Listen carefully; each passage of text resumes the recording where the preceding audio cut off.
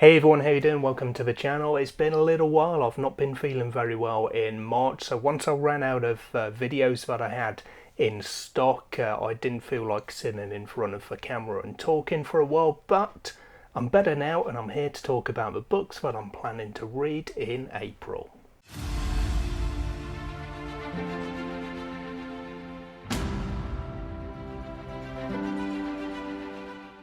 So for April's reading, I'm going to continue kind of the theme that I've had for the rest of the year so far. Looking at around about 5 books, I've got a couple of buddy reads in here, and we're going to start off with the audio buddy read, which is the theme of 2024, and indeed was last year as well. My book bestie Nina and myself are reading some sci-fi series from start to finish, and we've just finished the final architecture by Adrian Tchaikovsky. That was one of March's reads, and if I get up the details of it so I can read through some synopses, we're going to start off the Sun Eater series by Christopher Rocchio in April. So that starts off with Empire of Silence. It's one that a lot of people have read, especially in the last year or two. I've heard some real rave reviews about it. I've got lots of friends who are familiar with the series and have really enjoyed it, and hopefully we're going to really enjoy it as well. Hadrian Marlowe, a man revered as a hero and despised as a murderer, chronicles his tale in a galaxy-spanning debut, merging the best of space opera and epic fantasy. So my favourite fantasy subgenre and my favourite sci-fi subgenre. Hopefully that's a good thing for me.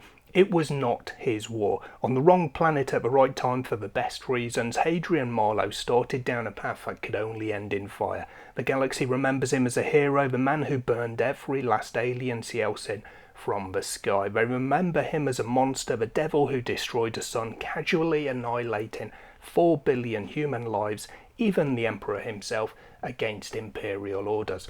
It's hardly going to be going with imperial orders now, is it? But Hadrian was not a hero, he was not a monster, he was not even a soldier. Fleeing his father and a future as a torturer, Hadrian finds himself stranded on a strange backwater world, forced to fight as a gladiator and navigate the intrigues of a foreign planetary court. He will find himself fighting a war he did not start, for an empire he does not love, against an enemy he will never understand. So that does sound very intriguing. As I say, hopefully I'm going to have a great time with this series.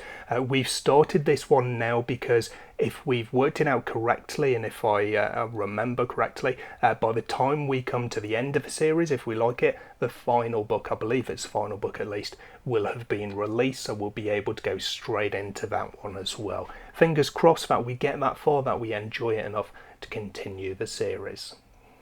So then another buddy read that I've got, also with Nina actually, and this one is finishing off a series that I started quite some time ago, but I'm going to be reading book 3 of Vaishivka by E.C. Greaves. This is Mother of the Bond. I've really enjoyed my time with the first 2 books in the series, especially Daughter of the Beast, which I read for SPFBO purposes, and I'm really looking forward to continuing and indeed finishing the series with this one.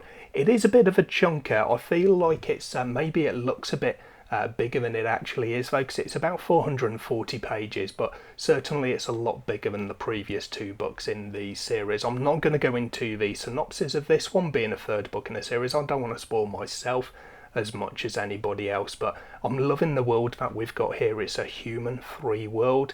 We've got a lot of Slavic folklore, and kind of creatures from Slavic folklore are our characters. So we've got Komori and Volkari, who are based on, I can't remember what creature the Volkari are based on, but they're all from mythology and from folklore, and it's a really, really interesting world that I've loved exploring. So can't wait to finish this one off, and I'm hoping for a strong finish.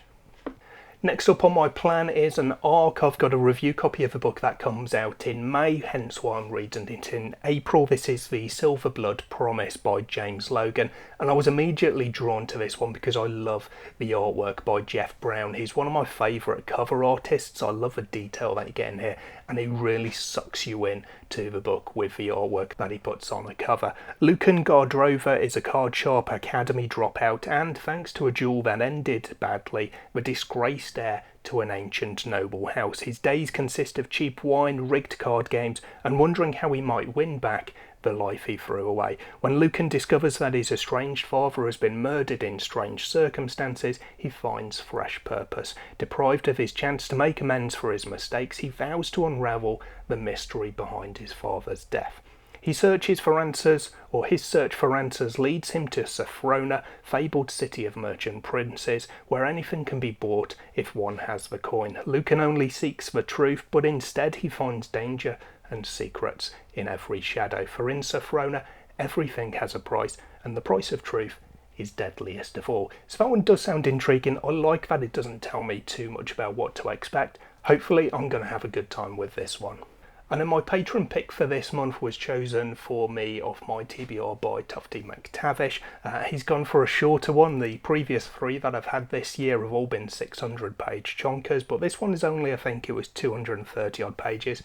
It's The Broken Heart of Aium by Alex Robbins. It's one that's been on my list for a long time. Again, initially I was drawn in by that gorgeous cover, and this one's been on my radar for so long that, if I'm not mistaken, Alex Robbins actually spoke about this book and this series in my very first indie author showcase. I've now done 26 of those, so 2 years ago he was one of the first people to talk about his books on my channel.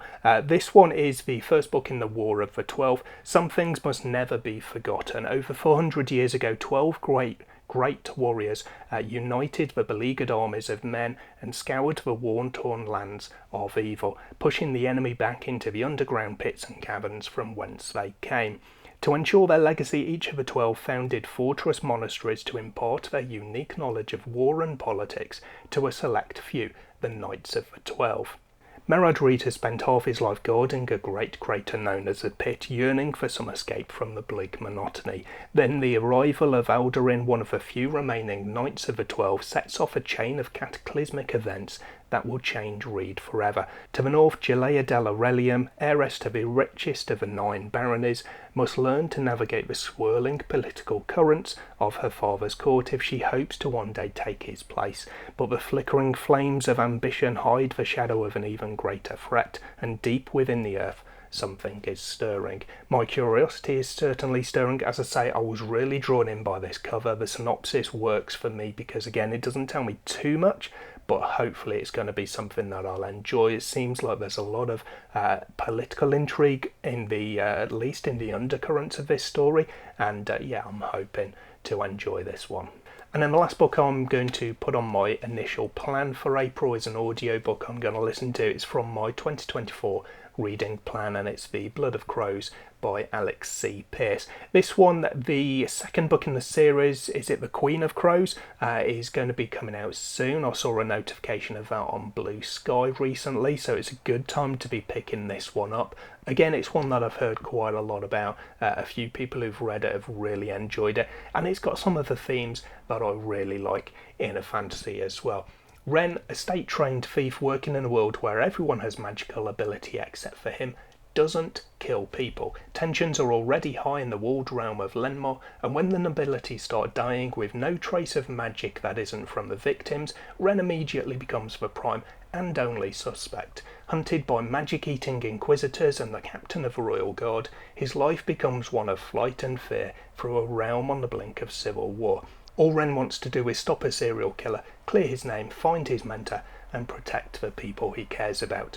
Not too much to ask there. To do that, he'll have to pull one more high-stakes heist, steal the proof he needs from the very people who want to catch him. So, as I say, I've heard good things. It's got some good buzzwords that I like on there. Heist fantasy is one of my favourite little subgenres to just have a good time with, so that's what I'm expecting here.